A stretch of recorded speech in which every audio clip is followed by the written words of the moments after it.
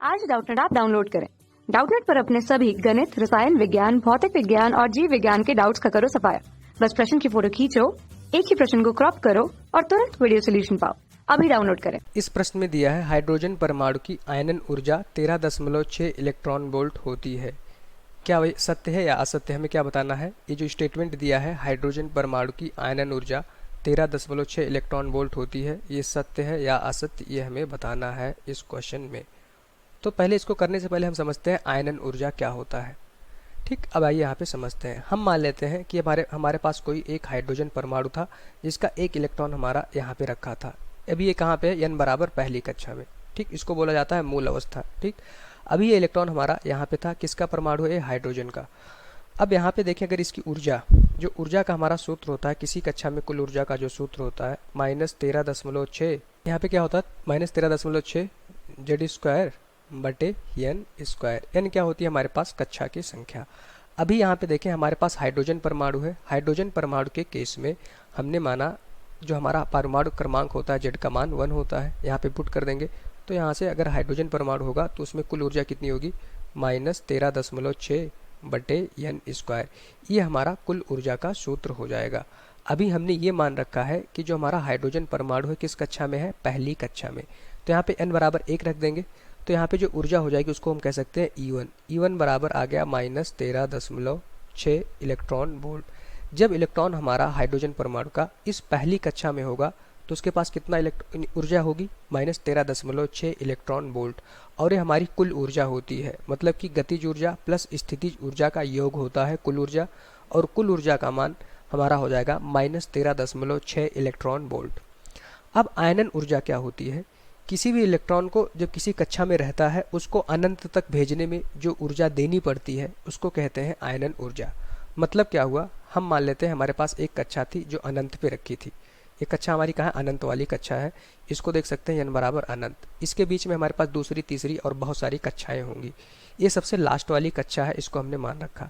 तो आयनन ऊर्जा क्या होता है, जब कोई इलेक्ट्रॉन किसी कक्षा में रखा जाता है, ठीक, तो उसको बाहर से इतनी ऊर्जा दे दें कि वो आयनित होकर इस अनंत वाली कक्षा में आ जाए। अभी हमने माना कि इलेक्ट्रॉन हमारा कहाँ है, n बराबर पहली कक्षा में। तो इसको बाहर से कितनी ऊर्जा और दे दें कि इलेक्ट्रॉन हमारा उठ करके यहाँ से सीधा आयनित होकर इस अनंत पे चला आए। ठीक, यहाँ पे हमारा इलेक्ट्रॉन चला है तो इसको कहते हैं हम आयनन ऊर्जा। जो बाहर से ऊर्जा इस इलेक्ट्रॉन को देनी पड़ेगी यहाँ से, उसको क्या कहेंगे हम, आयनन ऊर्जा। अच्छा, जब इलेक्ट्रॉन हमारा n बराबर 1 वाली कक्षा में रखा गया था तो उसके पास कुल ऊर्जा कितनी थी, -13.6 इलेक्ट्रॉन वोल्ट। अनंत पे आएगा उसके पास कुल ऊर्जा कितनी हो जाएगी, अनंत पे उसकी ऊर्जा हो जाएगी हमारे पास 0। क्योंकि यहाँ पे जो ऊर्जा होती है -13.6 बटे n स्क्वायर, n का मान हो जाएगा अनंत, 1 बटे अनंत का मान होता है 0। तो अनंत वाली कक्षा में इलेक्ट्रॉन के पास कुल ऊर्जा हो जाएगी 0। तो मतलब कि इस इलेक्ट्रॉन जो हमारा n बराबर 1 पे रखा था उसको हमें अनंत तक पहुंचाना है, मतलब उसकी ऊर्जा को 0 करना है। तो यहाँ पे हमारे पास इलेक्ट्रॉन के पास ऊर्जा कितनी है, -13.6 इलेक्ट्रॉन वोल्ट ऊर्जा इसके पास थी। इसको हमें 0 करना है, 0 मतलब कि अनंत पे पहुंचाना है। अगर इस इलेक्ट्रॉन की ऊर्जा अगर हमारी 0 हो गई तो हम क्या समझेंगे कि ये इलेक्ट्रॉन हमारा आयनित होके इस कक्षा से बाहर निकल गया। कहाँ पे चला गया, अनंत पे चला गया। तो बाहर से अगर इसको हम +13.6 ऊर्जा और दे दें, 13.6 इलेक्ट्रॉन वोल्ट, तो कुल ऊर्जा हमारी इस कक्षा में हो जाएगी 0, मतलब इलेक्ट्रॉन हमारा आयनित हो गया। यही हमारा इस क्वेश्चन का आंसर हो जाएगा। तो बाहर से हमने कितनी ऊर्जा दी है, +13.6 इलेक्ट्रॉन वोल्ट। कब, जब इलेक्ट्रॉन अपनी पहली कक्षा में था हाइड्रोजन परमाणु का। ठीक, अगर बाहर से आप 13.6 इलेक्ट्रॉन वोल्ट ऊर्जा और दे देंगे, क्योंकि इसके पास -13.6 इलेक्ट्रॉन वोल्ट ऊर्जा प्रेजेंट थी जब ये अपनी पहली कक्षा में था, बाहर से इसको +13.6 इलेक्ट्रॉन वोल्ट ऊर्जा देंगे तो यहाँ पे इसकी कुल ऊर्जा हो जाएगी 0। और कुल ऊर्जा 0 कहाँ पे होती है, अनंत पे होती है। मतलब कि ये इलेक्ट्रॉन हमारा इस कक्षा को छोड़ के आयनित हो गया। ठीक, और वो कहाँ पे चला गया, अनंत पे चला गया, अपनी कक्षा छोड़ के बाहर चला गया। यही हमारा इस क्वेश्चन का आंसर होगा। तो हाइड्रोजन परमाणु के केस में ये हमें बताना था, कभी भी आयनन ऊर्जा +13.6 इलेक्ट्रॉन वोल्ट हो सकती है क्या, बिल्कुल हो सकती है। कब, जब इलेक्ट्रॉन अपनी पहली कक्षा में होगा, उसको आयनित करने के लिए हमें बाहर से कितनी ऊर्जा देनी होगी, +13.6 इलेक्ट्रॉन वोल्ट। और ये हमारी कौन सी ऊर्जा कहलाती है, आयनन ऊर्जा। ये हमारी कौन सी ऊर्जा हो जाएगी, आयनन ऊर्जा। तो हमेशा याद रखिएगा आयनन ऊर्जा और कुल ऊर्जा में अंतर होता है। ये हमारी क्या थी, इलेक्ट्रॉन की कुल ऊर्जा जब इलेक्ट्रॉन हमारा n बराबर पहली कक्षा में था। ठीक, उसको आयनित करना है। आयनन का मतलब क्या होता है, उसको आयनित करना है मतलब अनंत पे भेजना है।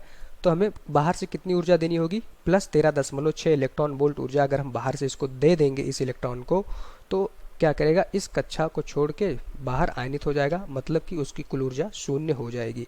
ठीक, इस कक्षा में। तो यहाँ से हम देखेंगे हाइड्रोजन परमाणु में आयनन ऊर्जा हमारा 13.6 इलेक्ट्रॉन वोल्ट हो सकती है। ये बिल्कुल सत्य है। कब होगा, जब इलेक्ट्रॉन हमारा अपनी निम्नतम अवस्था में होगा या पहली कक्षा में होगा। ठीक, तो यहाँ से हमारा आंसर क्या हो जाएगा, सत्य होगा। Thank you. कक्षा 6 से 12वीं से लेकर नीट, IIT, JEE वो एडवांस के लेवल तक 1 करोड़ से ज्यादा छात्रों का भरोसा। आज ही डाउनलोड करें डाउटनेट ऐप या व्हाट्सएप करें अपने सारे डाउट्स 8400 400 400 पर।